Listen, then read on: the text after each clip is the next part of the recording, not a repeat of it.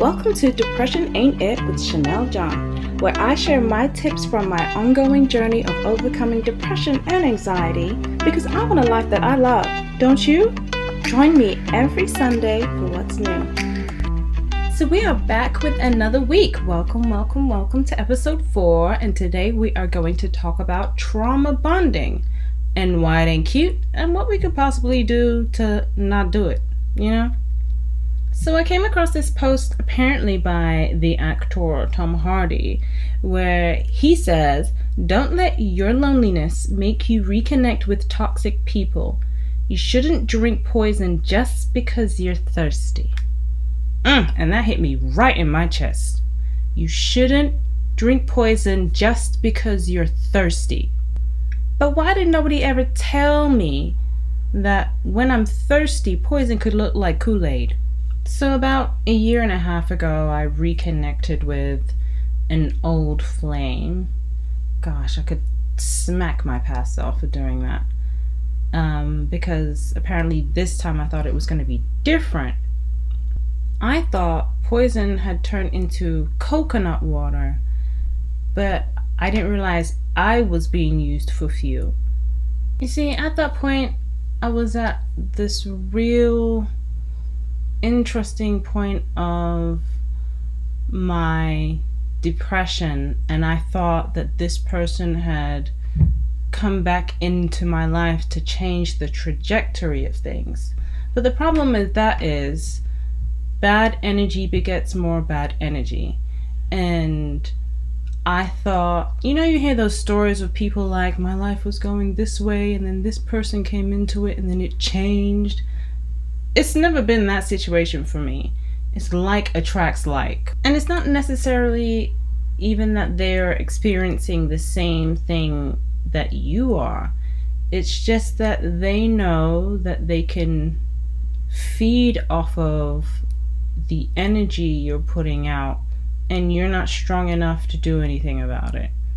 Not even necessarily on purpose, because a lot of these people think that, let me not talk about a lot of people, let me talk about this person specifically. This person doesn't believe that they're doing anything with bad intentions.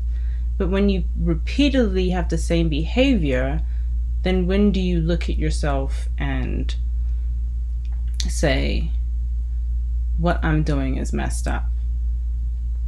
I had to turn and look at myself and say, why do I keep accepting that behavior? What is it about me that keeps coming back to that situation? And it wasn't even over like a few years period. Let's say that's over a 9-year period. I mean, we think we grow, and then a situation happens and we learn that we haven't yet. There's still so much more work to do in certain areas. See, I thought there was a lot of love there, but I see now that he was going through a trauma and I was going through a trauma, and when he felt better, he left. What's really crazy is when he first came back around, he wasn't even anything I have wanted for myself at that point in my life. But because I thought, there's this so-called love, that the standards I had created for myself no longer mattered. So I was willing to lower my standards to receive some love. And that is the thirst that Tom Hardy was talking about.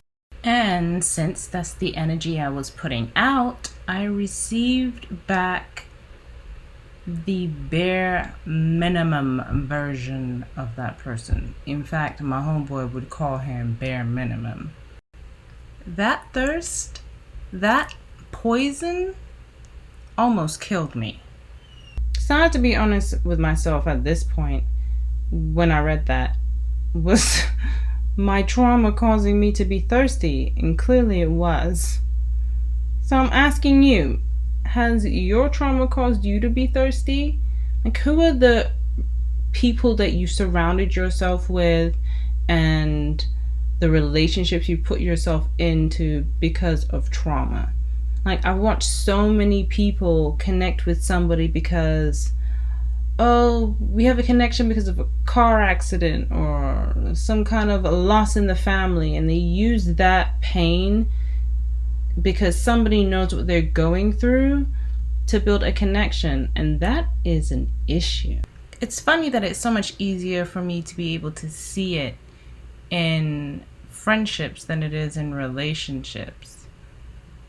But if I am the average of my 5 closest friends and I'm not happy in my life, something has to change.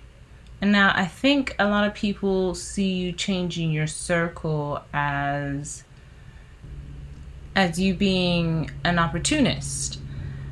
And there's definitely opportunists out there, but that's not necessarily what I'm talking about. What I'm talking about is you changing your environment to reflect where you want to go in life. So instead of connecting with people because you both share anxiety issues or you're both struggling with something, connect with people because you're trying to go in the same direction. You're both building a business, or you're both creating something new, or you're both artists. Something that's positive that they can, have your back with, and support you or give you a different angle to look at something with. So I'd say connect across. Issa Rae talks about that, connecting with people that's across from you on your level, and do your best to connect up, because people who have been where you have been and have been able to move forward can give you some sound advice on some things that you just never expected, a whole new perspective on things. So if you're looking at your life and you feel like you're chasing your tail and not much has changed, it could just be because of the level of energy and information that you're around. And maybe it's time to make some changes. I saw a video the other day on TikTok. This girl, she's mad because she has been detained because her friend decided to steal in a store. And she's mad at the friend because this could cause an issue with her child's father, and she doesn't understand why this girl would steal. But from my perspective, that something ain't right with that girl, and that's the energy you've chosen to be around. You need to look at the reason why you've chosen to be around a person like that. And people only think about things like that when they start to see the damage show up in their own life.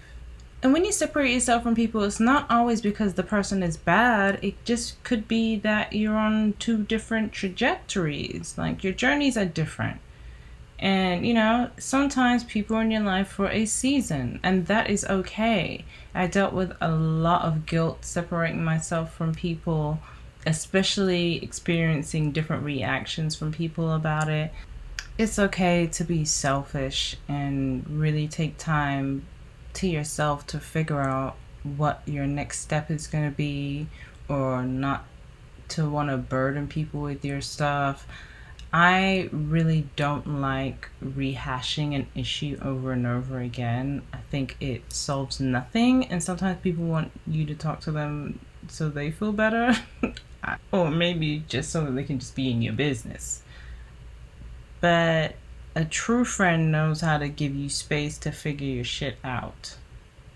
When you were younger, did you ever say, oh, she's changed, she ain't the same, she thinks she's better than us now? When I used to say things like that when I was younger, but now it's kind of like, if you don't change and you're stuck being the same, it's really like the kiss of death on life. And there we have it, guys.